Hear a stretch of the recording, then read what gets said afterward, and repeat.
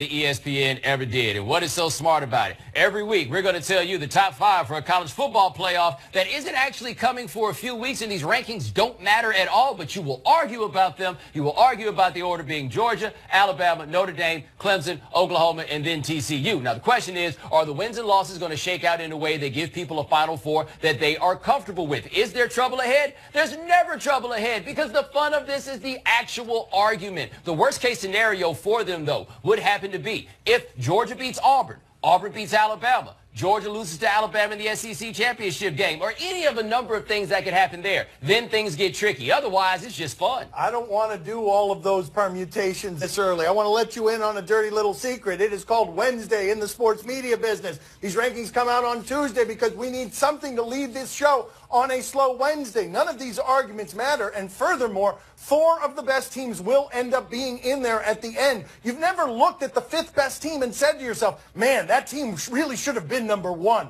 The 4 best teams, something that looks like it, we're going to get that at the end no matter how much we argue about it now. And even if you don't get the 4 best teams, you're going to watch it because it's called a playoff, right? As long as there's a championship at the end, you're going to watch it no matter how we decide who gets in it. Well, I love these rankings, you know. I love them. I love them. As long as Alabama is number 2, it's never number 1. I love these rankings. I'm telling you. That's what I like. That's all he wants. Yeah, I like to see rankings like this every week, every week. Alabama anything other than number 1 when these come out. Don't tell them number 2 still gets in the playoff. Number 2.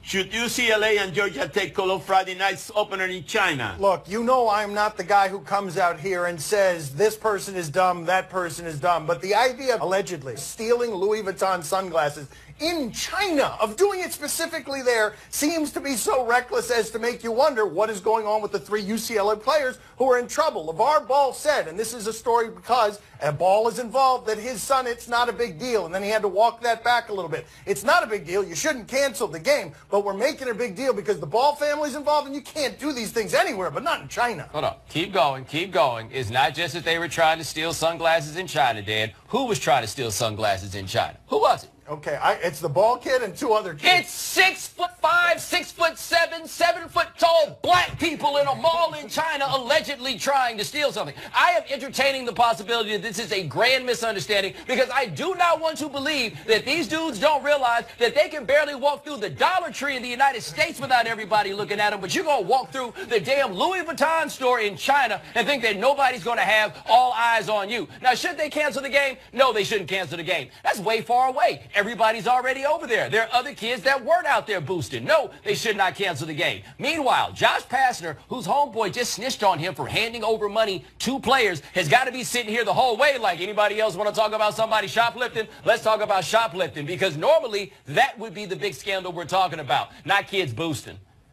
You know what they should call LaVar Ball now? LaVar Bale. Oh, wow. Bad joke. Whoa. Oh. Except it looked like them boys wish they had Bale over there.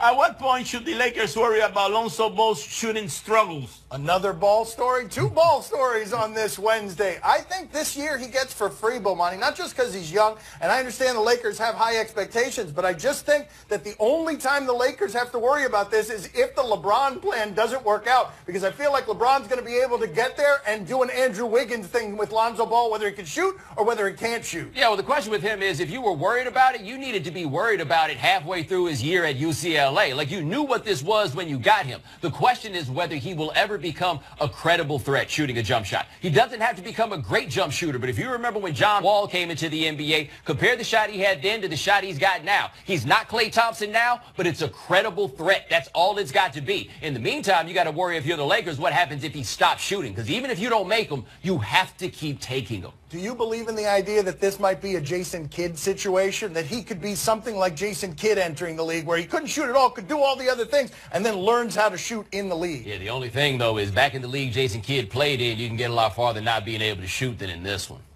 We should be talking about the Celtics, you know. They are going for the 10th straight win, right? And this guy, Bo hasn't done anything, you know. All he does is, well, he got 3 points, he got 4 points, he got 6 points, you know. And the old man talking. How about the Celtics? They're going for the... Celtics have a lot of young players better than this young player so far who've looked that way this season. But remember, how many games in a row do Celtics have to win before we say, oh, Gordon Hayward's hurt, but it doesn't matter? Because it's like, once he got hurt, we were like, oh, one less team to think about. All of them is the answer to his question. They got to win all of them before we're going to believe that they can win them. How do you think Texans players feel about the signing of quarterback Josh Johnson? Yeah, this is actually kind of interesting. After Deshaun Watson got hurt, Bill O'Brien was asked about whether or not the Texans might bring in Colin Kaepernick. He said Kaepernick was a good player, but he hadn't played in a while. Josh Johnson hasn't thrown an NFL pass since 2011, and now he's on the team. And look, to be fair to the Texans, I feel like somebody in management said, hey, go get that black guy that used to play with Harbaugh and Stan whatever. And this is the one that they happen to bring back. All of those things happen to fit. If you're the Texans, I don't think you feel any differently, though, because you're probably not stupid, and not being stupid means you knew they weren't ever going to sign Kaepernick. But one of the things that's happening here that is so overt as to be offensive is we are now in the portion of this where teams like the Green Bay Packers are willing to throw away their season and tell you we will lose instead of taking the chance of bringing this guy into our huddle. Now that we've reached that stage, it makes you wonder what's going to happen here. The 14-1 Eagles are headed into the playoffs and Carson Wentz is out. When will the desperation reach a point where a team believes it's really close and is only a Kaepernick away? You know who we haven't heard from recently? Tom Savage's agent. He's very quiet. Yes, he hasn't saying anything. He has been very quiet. I forgot about that guy. He was mouthy early this year. If he walked in, not his agent, if Tom Savage walked in here right now, sat in this seat, would any of you recognize him? Because I don't think I would. I'd call the police. I'd be like, get this guy out of here. Coming up next on my son's TV show, Dabo Swinney. Dabo, nice talking to you again. ¿Cómo está usted? With you? Oh, bien, bien. ¿Y usted? Sí. ¿Cómo está usted? ¿Bien? Bueno. Bueno, muy bien, muy bien. Hablo español un poquito.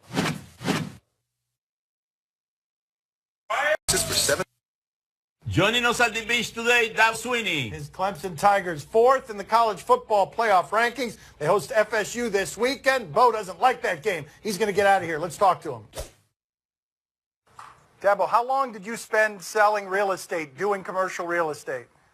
2 seasons, a little less than 2 years. So the 01 and 02 season, I was out of football.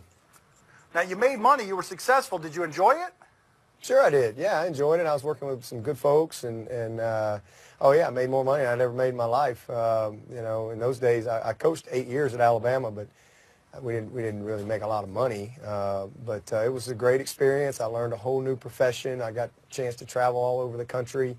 We were a company that built shopping centers all over the country, so I got a chance to do some neat stuff. And again, the biggest thing is I gained a confidence, you know, because I went right from playing into coaching and coached 8 years. But I got a confidence that I could be successful doing something else, number one. But number two, I got the confirmation that coaching was really what my calling was. And so I was thankful when Tommy Bowden called and gave me an opportunity to get back in at Clemson, because I had several opportunities, just you know, couldn't get a job, basically. And Tommy gave me a chance in the spring of '03, and now I'm entering my 15th season at Clemson, which is it's amazing. In the middle of that, did you think your career as a coach was over?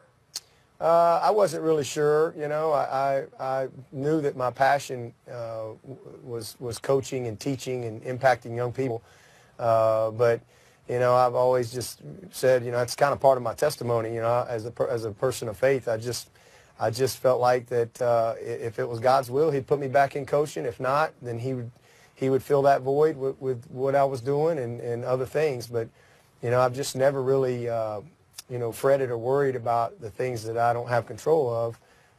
But I was thankful that I did get an opportunity, and that was God's will for me. How does this work with your wife? You're in the 1st or the 2nd grade, and you guys are going along as your siblings are dating? The siblings? Yeah. How does that work? Like you're tagging along on the dates? Wow, man, you did your research. Yeah, yeah. I was actually in the 2nd grade. She was 1st grade when we were friends at school.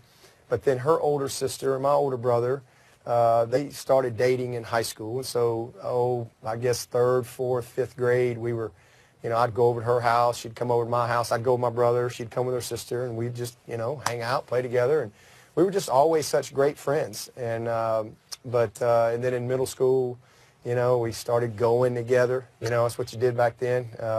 So we went together for a little while, and then we just decided we were just going to be friends again. And so we were just great friends. And then we started dating in high school, dated all through high school and college, and been married 23 years. Who broke up with whom in middle school? What happened in middle school? That would be me. So I'll never forget that day, because what had happened, we'd had that long Christmas break, and it's not like we had cell phones or social media, or you just didn't see each other for 3 weeks or whatever. And I just decided along the way that, I just don't really want a girlfriend right now. I just want to be great friends. And it was one of the worst days, because we ate lunch together, and I'll never forget being in River Chase Middle School. And I was like, all right. And I told Kath, I was like, we're such good friends. I just think that I don't really want a girlfriend right now. And I'll never forget it, because she was just like, oh, just typical Kath. She was just, oh, it's okay. It's okay. It's not a problem. It's not a problem. And that's just been her spirit.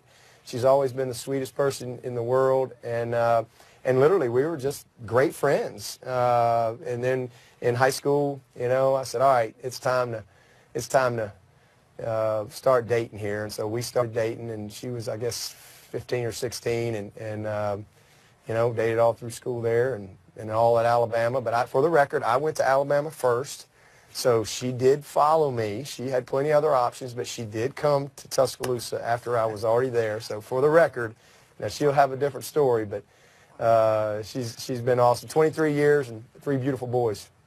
Well, what is the greatest inconvenience or hardship that comes from being married to someone that you've known since the 1st or 2nd grade? She's got all the social media reports in her head that don't exist anywhere else, because we didn't have that back then. So she knows me. She knows everything. There's really no inconvenience, other than, I better be authentic every single day, because she knows me all the way back. There's no being anything other than Dabo, that's for sure. But that's been such a blessing, being with her.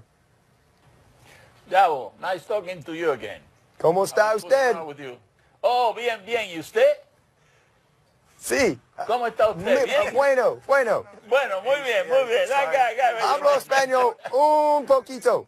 That's good. I'm glad that you speak Spanish. All right, ask him your question in Spanish, Bobby. Let's see how he does here. Ask him your question. What do you got for him? All right, ask him in English then. What do you have for him?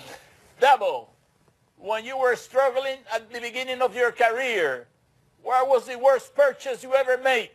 When you have that much money, anything that you regret, you look back and say, boy, I shouldn't have bought that. I shouldn't have spent money on that. Oh, man, since the beginning of my head coaching career, honestly, I don't really have many regrets. I really think we've made some good decisions. But it was more when I didn't have any money where most of my regret comes from, where I was like, what was I thinking?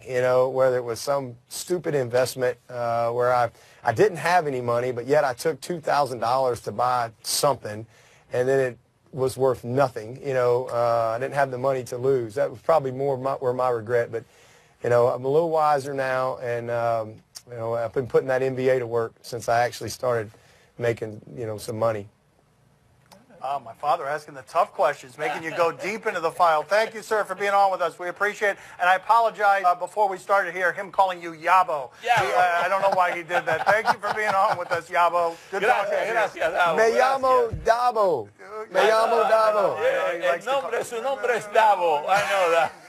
May or may not know it. Thank you, sir. Gracias, Thank you. Good to be with you. See you now. Likewise.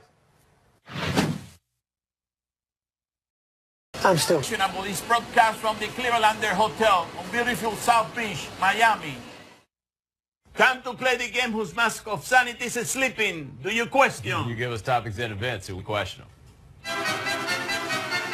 Do you question if Cody Zeller learned an important lesson? Oh, the aforementioned Porzingis, Bomani. Look at this. You got Zeller. Zeller's going to the basket. He's aggressive. He's trying to get the foul. That's O'Quinn there. That's awkward. And now the rest of this is just more in your face, in your face, in your face. I'm 7'3".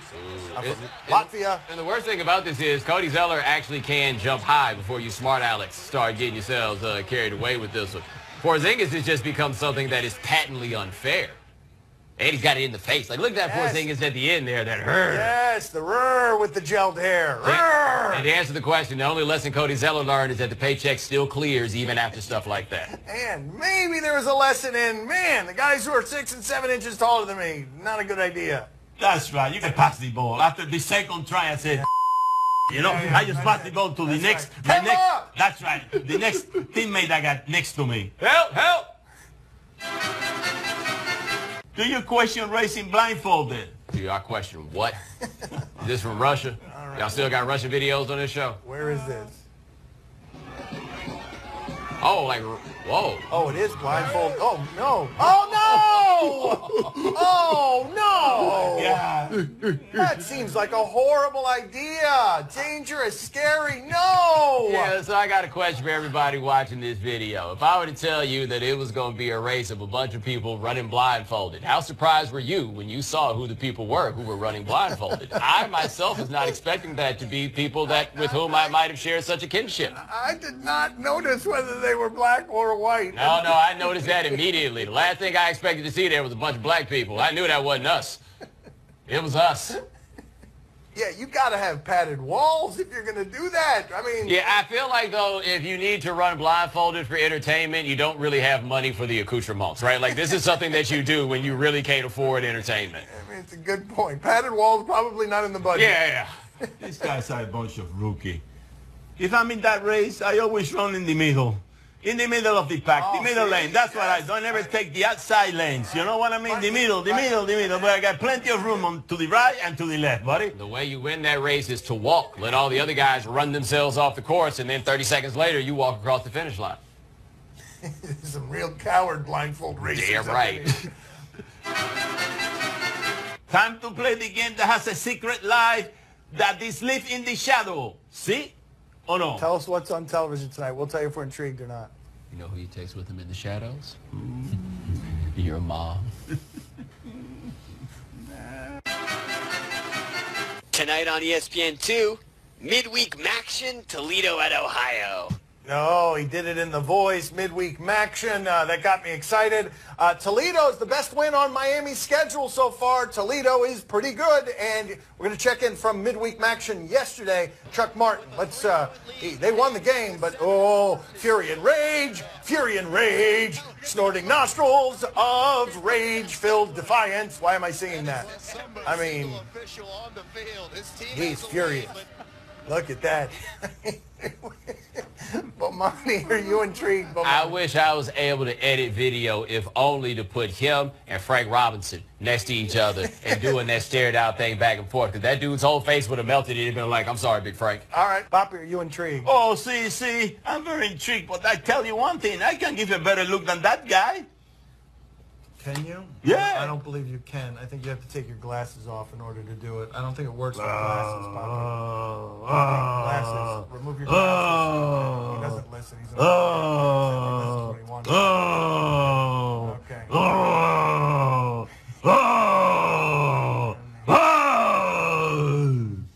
What have you done with him since I left? This is frightening. What is this? They pay me for this.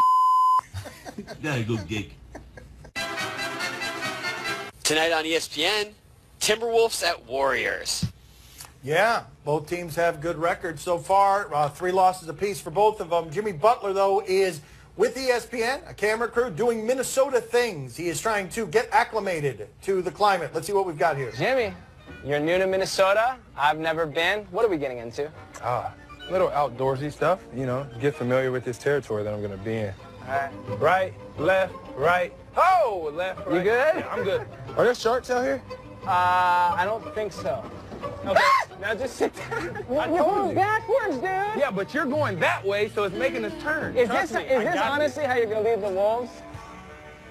Whatever, bro.